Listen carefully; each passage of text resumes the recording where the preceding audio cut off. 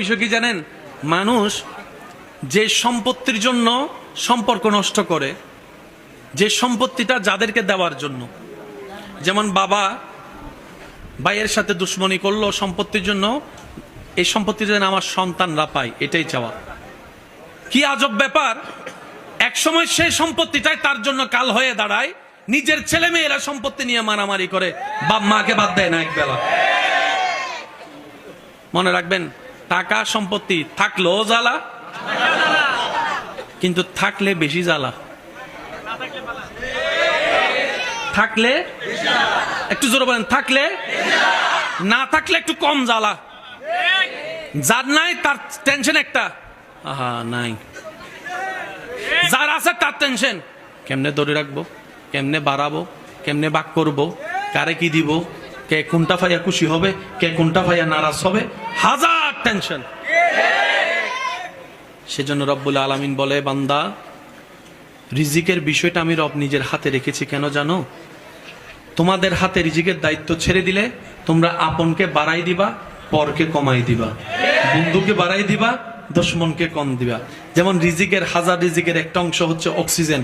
Oxygen আসে কোত্থেকে? গাছ থেকে। এবার কোন গাছ থেকে যে কে অক্সিজেন নেয় আমরা কেউ জানি? আর যদি আমার মনে হয় আমরা যদি জানতাম কোন গাছ থেকে কে অক্সিজেন নেয়, তাহলে দুশমনে যে গাছ থেকে অক্সিজেন নেয়, রাতের বেলা যাইয়া সেই গাছটাকে আমরা কেটে ফেলতাম। বাস্তবতা তো এটাই দাঁড়ায়। রব বলে যে আমি তোদেরকে জানাবো না, তোদের হায়াত তোদের হাতও রাখবো না। সেজন্য ইমানদার ভাইয়েরা, শয়নে স্বপনে বর্ষাটা রাখবো রবের উপরে, নবীর প্রেমটা সাথে নিয়ে। রবের উপর যে বর্ষা করার মতো করতে জানে, রব্বুল আলামিন ছোট্ট ছোট্ট পিঁপড়াকে পর্যন্ত খাওয়ায়, ছোট্ট ছোট্ট পিঁপড়াকে পর্যন্ত খাওয়ায়, ছোট্ট ছোট্ট পিঁপড়াকে পর্যন্ত রব্বুল আলামিন খাওয়ায়। গাছের ঢালের মধ্যে পাখি ঘুমায়, কোনো বিছানা নাই, সারা রাত পার হয়ে যায়। সে পাখিকে যার রহমতে পড়তে দেয় না গাছ থেকে, তিনি আমাদের রব, তিনি আমাদের মালিক, তিনি আমাদের খালিক, তিনি আমাদের যুল জালালি ওয়াল ইকরাম। কথা বলেন ঠিক কিনা?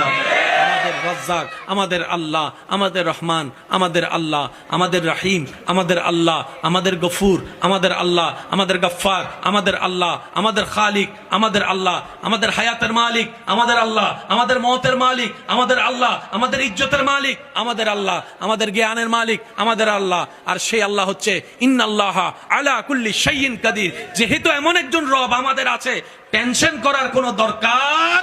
নবীর প্রেমটার সাথে নিয়ে, নেক আমলের শক্তি নিয়ে, রবের দরবারে সম্পূর্ণ সর্বোচ্চ বিশ্বাস তাওয়াক্কুল রেখে যদি চলতে পারি, আগুনের পথ একদিন মসৃণ হয়ে যাবে। বলেন সুবহানাল্লাহ।